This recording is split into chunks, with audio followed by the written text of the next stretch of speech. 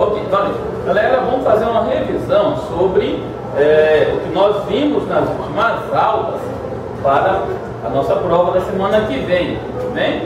Bom, tirando as meninas que estão rindo aqui na sala, que não estão conseguindo segurar, onde o Recém está prestando atenção, nossa sala está todo mundo hoje muito animado, não é verdade? Gente, nós vamos relembrar um pouquinho sobre a estrutura geoeconômica da América. São os capítulos 8 e 9 nós estudamos, tá? É importante que vocês entendam que no continente americano existe uma divisão entre os países desenvolvidos, que é a América Anglo-Saxônica ou Estados Unidos e Canadá. Só tem esses dois países e acabou. Só tem esses dois países que são desenvolvidos. Como que eu sei quando um país é rico e desenvolvido? Quando tem a sua economia estruturada na industrialização. A base econômica desses dois países é a indústria. Tá? Como que eu sei quando um país é subdesenvolvido? Quando a base econômica dele é a estrutura agropecuária. Ele é pautado no setor primário da economia. Então, no continente americano, nós temos países desenvolvidos, Estados Unidos e Canadá, ou América Anglo-Saxônica, e os países pobres, subdesenvolvidos, que estão na América Latina. Os países da América Latina, tem também a variação entre si, tá? Porque aqui dentro da América Latina, nós temos alguns países que estão em estágio avançado de industrialização. É o caso do Brasil, é o caso do México, é o caso do Uruguai, e a Colômbia, do Chile e da Argentina. Ok? Então, esses países são países que estão em estágio avançado de industrialização, continuam sendo desenvolvidos, mas tem uma melhoria muito boa no PIB. O Brasil chegou a ter o 6º PIB mundial. Ok? Bom, sobre a estrutura econômica, é importante vocês se lembrarem, né, que existem blocos, grupos econômicos espalhados pelo mundo. E os principais países, como eu já citei, os Estados Unidos e o Canadá. Agora vamos lembrar o seguinte, tá? Os Estados Unidos ele participou ativamente da Revolução Industrial, da segunda Revolução Industrial durante o século XIX. Então conseguiu toda uma estrutura voltada para a industrialização. Pela proximidade geográfica e também pelo estilo de colonização do Canadá, o Canadá conseguiu um bom desempenho econômico. Então os dois países são ricos e industrializados. Os dois países fazem parte do G8. Ok? Os dois países fazem parte do G8. O grupo dos 7 países mais ricos e industrializados do mundo, mais a Rússia. Tá.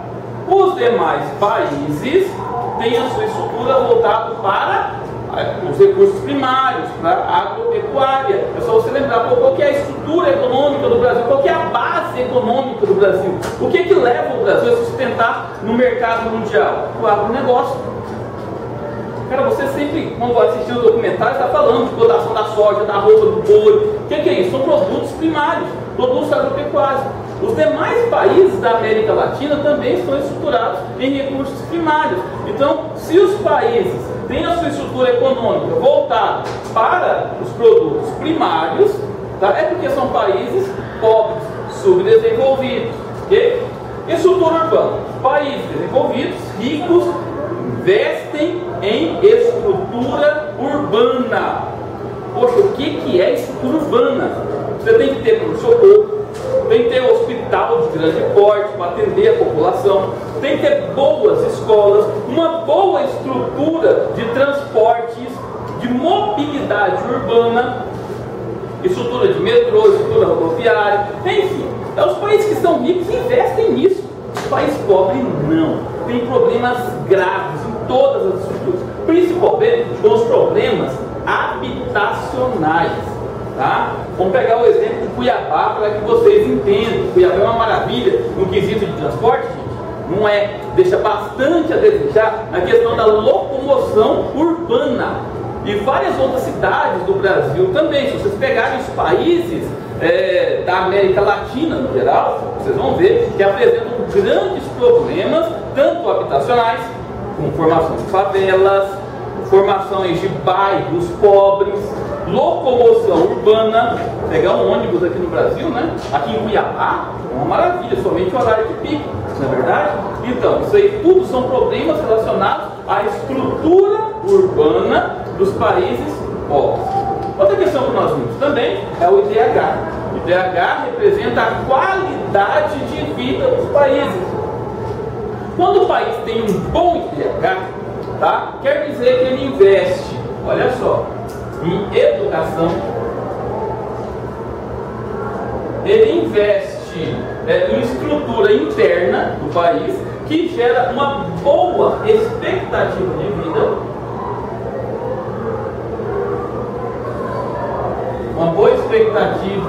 de vida, e também ele distribui bem a renda. Nós temos apenas 2 países no continente americano que apresentam boa qualidade de vida: Estados Unidos e Canadá. Bom, agora nós temos países que estão no estágio avançado de desenvolvimento. O Chile, por exemplo, né, tem apresentado um bom IDH, segundo a ONU. A Argentina tem apresentado um bom IDH, segundo a ONU. Né? O Uruguai melhorou muito o seu IDH nos últimos anos. Tem uma boa estrutura de vida, tem uma distribuição de renda muito boa. Ok? Bom, pessoal, nós também falamos sobre os modelos econômicos. Nós temos 2 modelos econômicos: o modelo capitalista estadunidense, tá? Não é modelo capitalista americano, não. Modelo capitalista estadunidense foi idealizado e propagado pelos Estados Unidos. A propósito, os Estados Unidos, né, é o principal propagador do capitalismo mundial, ok? Então, esse é o principal modelo econômico do mundo hoje. Nós temos também o modelo socialista cubano. Para você entender essas 2 formas, você precisa entender um pouco sobre a Guerra Fria. Porque essas 2 formas de modelos econômicos, né, começaram a surgir após a Segunda Guerra Mundial. Tá? Então, tanto os Estados Unidos como a União Soviética começou a se destacar como grande potência mundial, tanto potência econômica como potência bélica. Os 2 modelos econômicos são modelos idealizados, tá? Então, o modelo capitalista prevalece a oferta e a procura, tá? Ó, aqui a lei da oferta e da procura.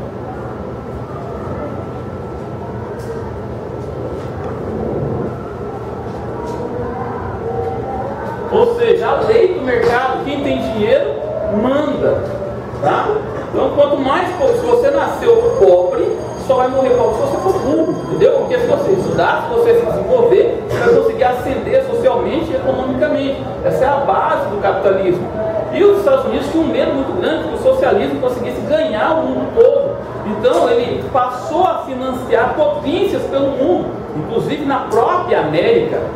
Como o próprio material de vocês vem colocando, né, o Brasil teve uma forte influência dos Estados Unidos durante a ditadura militar. A ditadura militar foi financiada pelos Estados Unidos, né, porque existe nos livros de história, né, uma especulação que João Goulart, no quadro, uma pessoa tinha uma tendência ao comunismo. Então, para que o comunismo não chegasse na América do Sul, e principalmente aqui no Brasil, eles estimularam o golpe militar. Tá? Outra questão também é o modelo socialista cubano. Em Cuba, Fidel Castro liderou uma revolução no final da década de 1950. Então, Cuba é um país que fica próximo aos Estados Unidos. A União Soviética tinha interesse nesse país pela proximidade geográfica e investiu numa revolução naquele país. Ok? Já está dando 10 minutos? Quase. Ok. Então, pessoal, a União Soviética investiu numa revolução naquele país.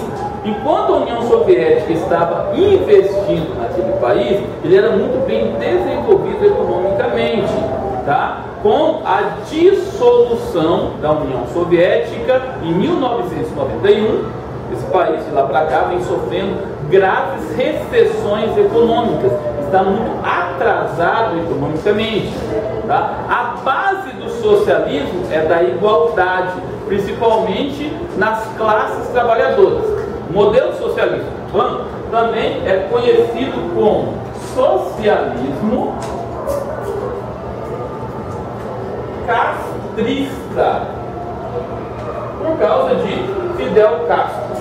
Só tem 3 países no mundo que são socialistas hoje, declarados socialistas: Coreia do Norte, China e Cuba. Só tem esses 3 países. Agora, tem muitos países no mundo que têm ideais socialistas, o que é diferente, ok? Agora, 100% socialismo, regime, governo, são apenas esses. Para finalizar a nossa explanação geral, a nossa revisão, vamos falar um pouquinho sobre o Mercosul e o NAFTA. São os 2 principais blocos econômicos da América, tá? O Mercosul, ou CONE da América do Sul, né? É uma união econômica, na verdade é uma união aduaneira, não uma união aduaneira completa, tá? É uma união aduaneira parcial, ok? Bom, é uma união econômica entre o Brasil, a Argentina, o Paraguai, o Uruguai e, mais recentemente, a Venezuela. Esse bloco foi formado em 1991, tá? E a intenção desse bloco é reduzir as tarifas de importação e exportação entre esses países. A Venezuela foi a última a entrar, entrou em dezembro de 2006. O NAFTA é um acordo de livre comércio entre os países da América do Norte, ou seja, é uma união, um acordo entre os Estados Unidos, Canadá e o México. Muito interessante esse acordo para os 3 países. Contudo, é bom vocês lembrarem, tá, que tem uma diferença muito grande entre os Estados Unidos, Canadá e o México, porque a estrutura social e econômica dos Estados Unidos e do Canadá são muito parecidas, mas o México, que apresenta graves problemas típicos de países da América Latina, problemas habitacionais, problemas socioeconômicos, problemas de qualidade de vida, de distribuição de renda, impede uma união mais próxima, uma união econômica mais próxima entre os 3 países. É por isso, apesar de ser um dos blocos econômicos mais evoluídos e fortes do mundo, eles não conseguem evoluir, por exemplo, com a união aduaneira ou para o mercado comum, tá? Mas é um bloco econômico muito forte e ele tem um bom destaque no mercado mundial. Pessoal, é isso que vai ter na prova. Aqui está um resumo geral dos 2 capítulos, capítulos 8 e 9, e espero que vocês estudem bem para a prova se sair, ok? Beleza?